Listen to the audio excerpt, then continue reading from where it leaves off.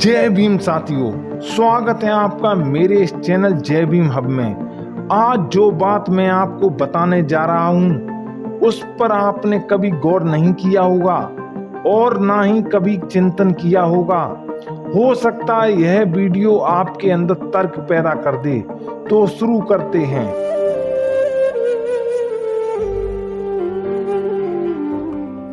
एक पीढ़ी का पाखंड दूसरी पीढ़ी के लिए परंपरा और तीसरी पीढ़ी के लिए धर्म बन जाता है।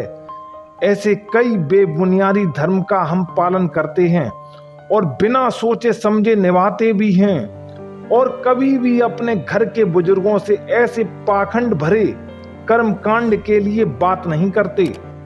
अगर बात करते हैं तो बुजुर्ग लोग इसका उत्तर परंपरा बताकर देते हैं।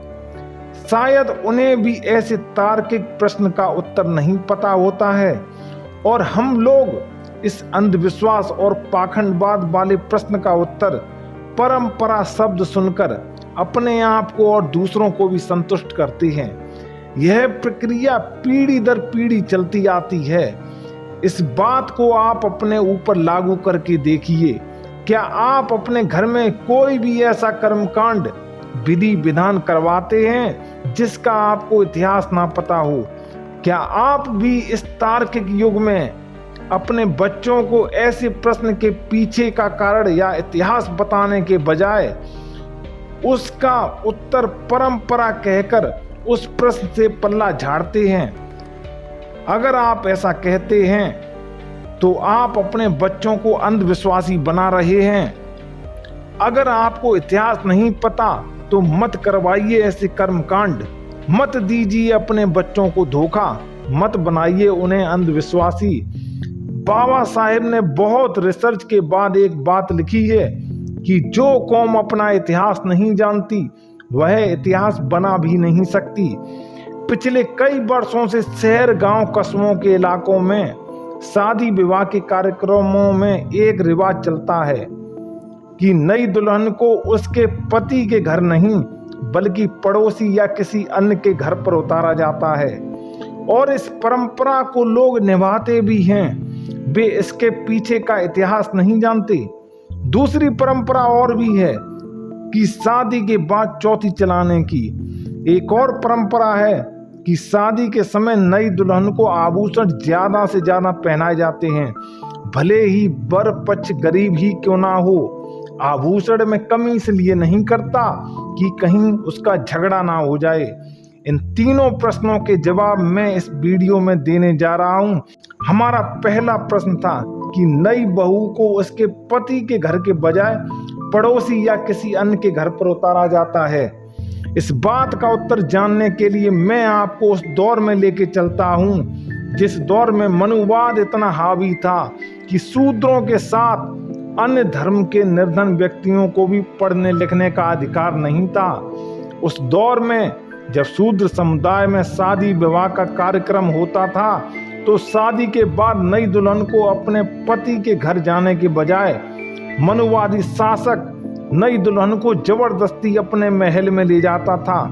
आज के दौर की बात करें तो दूसरे की दहलीज पर उतारते हैं।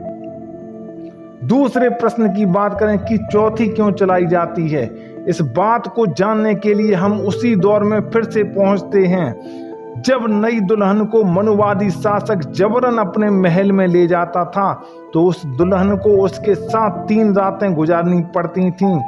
वह मनुवादी शासक 3 रात तक उस नई दुल्हन के साथ शोषण करता था और चौथे दिन उसका पति अपनी पत्नी को लेने के लिए महल में आता था। मौजूदा दौर में हम वही सब खुशी खुशी कर रहे हैं जो आपके पूर्वज रो रो कर करते थे।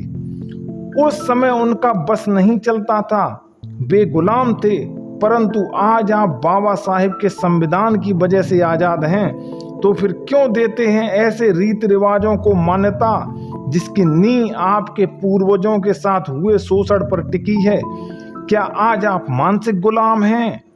तीसरा प्रश्न था कि नई दुल्हन के ऊपर आभूषण। उस दौर में जब शासक नई दुल्हन के साथ शोषण करता था तो अर्धरात्रि में यदि उस दुल्हन को पेशाब आए और वह पेशाब के लिए उठे तो उसकी चूड़ियों की खनखन और पायलों की छमछम से वो शोषणकारी चौकन्ना हो जाए, जिससे वह दुल्हन उसके संपर्क से दूर ना हो जाए। ऐसे प्रावधान बना रखे थे।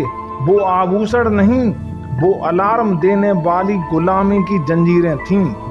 तथागत बुद्ध ने कहा है कि किसी बात को इसलिए मत मानो कि ऐसा सदियों से होता आया है या हमारी परंपरा है, इसलिए भी मत मानो कि किसी धर्म ग्रंथ में लिखा हुआ है, इसलिए भी मत मानो कि कोई आचार्य, धर्मगुरु, साधु संत या आदरणीय व्यक्ति कह रहा है, बल्कि हर बात को पहले अपनी बुद्धि, विवेक, तर्क और चिंतन की कसौटी पर कसना है, परखना है। और यदि वह बात स्वयं और संपूर्ण मानव जगत के कल्याण के लिए हो तो ही उस बात को मानना है।